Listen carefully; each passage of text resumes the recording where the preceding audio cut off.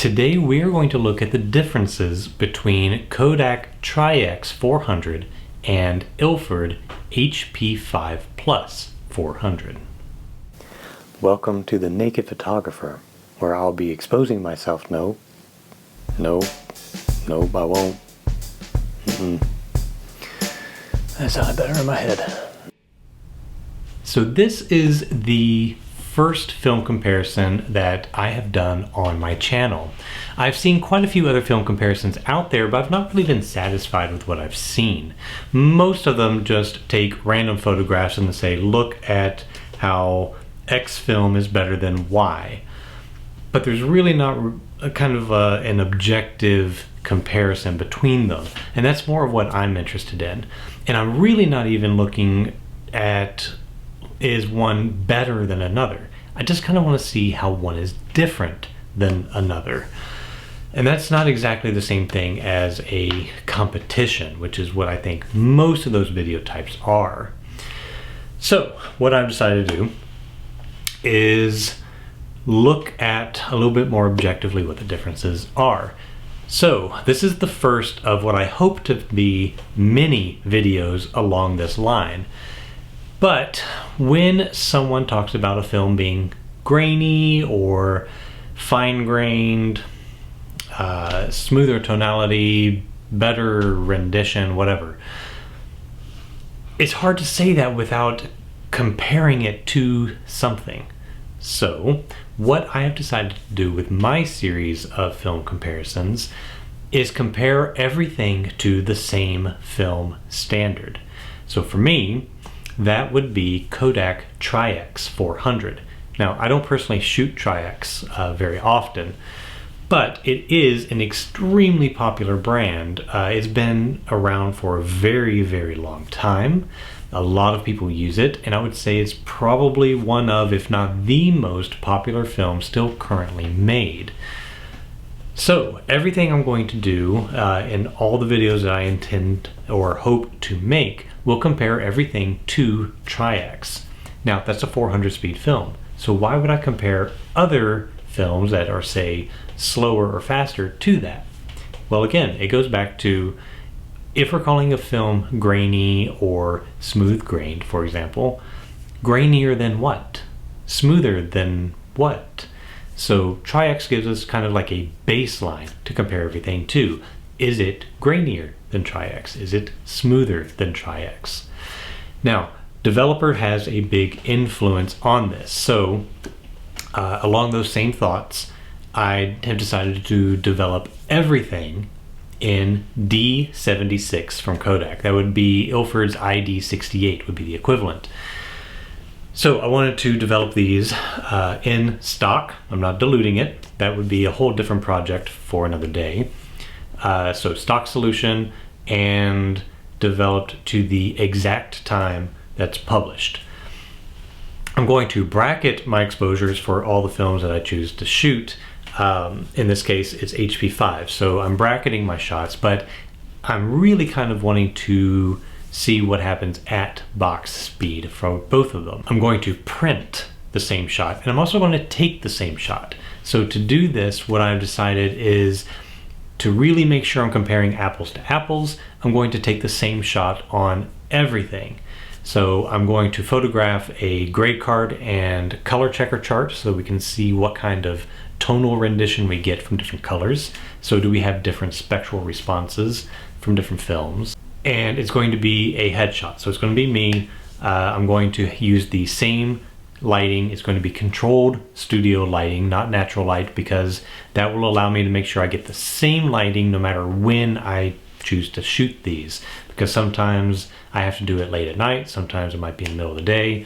So to make sure everything is equal, I'm going to use some studio lighting. Another thing that I'm going to do is print a step tablet onto the film. And I know you're probably sick of me talking about step tablets, but step tablets would be used to create an H&D or a Herter and Driffield curve, which is, if you've ever looked at charts for film, is kind of this graph with a smooth curved line that shows exposure versus density. We're not going to get into all of that. I'm not going to bore you with graphs and charts. What I do want to see, though, is when exposed equally with the step tablet, are we getting the kind of difference between film speeds that we'd expect? So if, in this case, we're looking at Tri-X and HP5, the step tablets should be exactly the same. So I should have the exact same number of steps. They should look the same because they're both 400 speed. With if I shoot a much slower or faster speed film, that chart should be moved up and down by the appropriate number of stops. So we'll see in future videos when I do like FP4 or T-Max 3200, if that's the case, like where are they moving and what does that indicate for film speed difference. So just a quick look at those, not into like full-on sensitometry. That's a whole different video series and I'm not ready to dig into that. And then we're going to make an 11x14 print from a frame of each of our comparison rolls. So it'll be a Tri-X shot printed to 11x14 compared to whatever type of film of the week. Today, HP5. So we'll look at those. So to give you a kind of a overview of what we're going to do today and in future videos, that's what I'm going to do. So recap, everything's going to be compared to Tri-X because it's the most popular film out there. Everything will be developed in stock D76 or Ilford ID68 to the published time. Everything will be shot to the same shot, same lighting, same model, and with a gray card and color checker chart. And then everything will be printed to the same size. So these are step tablets exposed onto each film. So this is Tri-X right here, and here we have our HP5, and this is made by contact printing the step tablet onto the film. So I use a machine called the sensitometer simply because I intend to do a bunch of these and I kind of want them all to be exposed exactly the same. If I did this on my enlarger, which you absolutely can, I would just have to make sure I get the same settings every time, and since I print in between, that would be a little more difficult. So if you're doing a one-off, the enlarger is fine. If you're doing something like I am, where it's film after film after film, a sensitometer just makes it easy. Okay, so when we're looking at the step wedge, there's a bunch you can do with this. All I'm looking for, though, is if I get a certain speed out of Tri-X, which here I can see section number 3 has just a tiny bit of density, then I want to see, am I getting something equal over here with HP5 at the same step, number 3, because they are both 400 speed films. Now the base fog is a little bit different.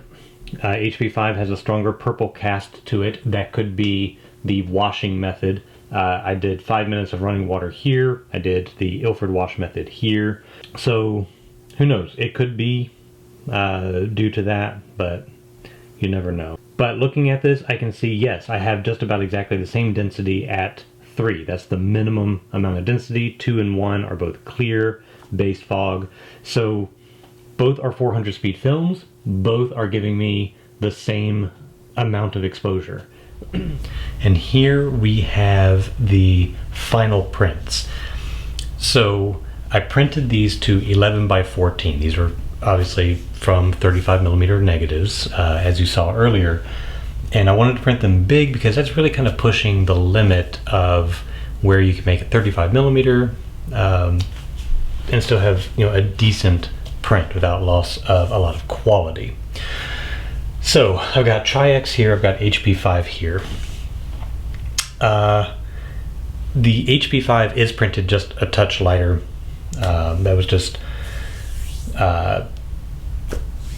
issues in the darkroom. Quite frankly, I just didn't take the time to make it perfectly equal in density.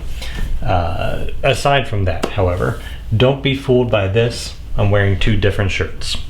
This is actually, I believe, the shirt I'm wearing today. That's a different one, so don't be confused by that. Moreover, what I'm looking for is how are the densities here and through here. So this has just slightly more density, but they have almost identical contrast. So do we have any differences? Are they rendering colors different? So what I'm holding up is a Kodak Gray Card Plus. So in addition to the traditional 18% gray card, it's got a black patch, a white patch, and then colors similar to a Macbeth color checker. So we can see here I've got my primary colors, my secondary subtractive colors, and then a medium and dark flesh tone. Looking at them and how they are rendered by each film is virtually identical. So my primary colors all came out pretty much exactly the same shade of gray for both. Actually, this came out, all four came out the same tone. Here, the dark flesh tone actually came out just a touch darker than the other three. And then here, the Kodak rendered all four of those virtually identically. These two maybe a touch lighter than those two. And here, same thing, just a touch lighter, top and bottom, than the middle two, but pretty close to exactly the same. In terms of contrast, you know, if there's any contrast difference, that's really irrelevant, because while they were both developed in exactly the same developer, I did the more vigorous Kodak agitation scheme than the Ilford agitation, which I did for the HP5. You know, agitation can affect developing time, but the Ilford film has a longer recommended developing time than Kodak, so they're kind of compensating for that. I think any contrast differences that we see here are actually more from just printing, and that's because I didn't really take the time to nail it exactly. I used the same time for these prints to get the grays just about the same. Didn't exactly get it perfect. And I used the same contrast filter setting. I'm pretty sure I use the same contrast filter setting. So I'm really thinking that this just isn't quite dark enough, but the contrast is probably identical. So let me zoom in here just a touch. You see a little bit closer, and we're going to zoom in even closer in just a moment and take a look at any sort of very up close, like grain differences. So on the overview, really side by side, if I had nailed the exposure on both exactly the same, I don't think you'd be able to tell which one is which. All right, so let's look a little closer at the grain and see if there's any differences there. All right, so here we're zoomed in where we can see both faces at once. Looking at the texture of the skin itself, there's really no apparent graininess, even at a 9x enlargement such as this. 9 times because it's 9 inches across. It's a 1 inch wide image, negative. So there's enough texture in someone's skin, such as me, that any graininess will be kind of hidden in there. The tones, they're pretty smooth. They're pretty true to life. You wouldn't look at that and think it was a very grainy film. Where we're really getting graininess, though, is in these smooth sections here. Is really starting to come through strong. Now, is there any real difference between the two? No, I would say the graininess, again, looks identical between the two. So I wouldn't say HP5 is any grainier than Tri-X. So whether you buy one or the other, you're really not getting any difference. So let's zoom in a little closer and we can see the graininess a little more apparently. And I think it's very evident how grainy the smooth areas are compared to skin texture. I mean, you can see the little bits under my eyes pretty well, very clear, not obscured by grain at all. But you get to these smooth areas and the grain becomes very, very apparent. This is Tri-X, and here is HP5. So again, very sharp detail on skin texture. Then you get to the smooth areas and we've got a very evident graininess from that 400 speed film. Again, if I had printed these exactly the same from one to the other, I really don't think you would be able to tell which one is which. So, you know, there's going to be people on the internet who argue this, and they may disagree with me, and maybe we'll get some internet butthurt in the comments, but I mean, you shoot either one of these, you develop them exactly the same in the same developer, and you print them equally side by side, you're not going to know which one's which. If I had printed these to the exact same density and contrast, and not been lazy in order to get this video made faster, then I honestly, nobody here watching would be able to tell me which one was Tri-X and which one was HP5.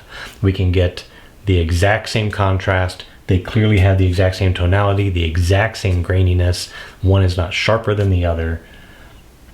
They are virtually identical in end results. You couldn't go wrong with either one. You just have to take care in processing and printing, which I didn't so much here, but that's my fault, not the film. So we are going to compare more film just to our gold standard of Tri-X. Again, that's just because it is perhaps the most popular film for the longest amount of time. We're going to develop everything in D76, again, because it's the most popular for a very long time. And we're going to just see what the qualities of these films are. I don't necessarily want to compare HP5 to Tri-X and say that there's a winner. There's no winner here. I mean, if you want to compare in that terms, it's a tie. But really, if someone's going to say, you know, HP5 is a grainy film, or it's not a grainy film, it's a contrasty film, or whatever. Grainier than what? Contrastier than what? In this case, it's neither grainier nor more contrasty nor anything more than Tri-X. So I would say it's fairly average for a 400 speed film. Pretty darn average. It's a good film, both of them. So there you go. This is the first of what I hope to be many comparisons of black and white film, just to see what the qualities are overall. So thank you for watching. Please like, comment, and subscribe, and let me know how wrong you think I am between these two films. I'll see you next time.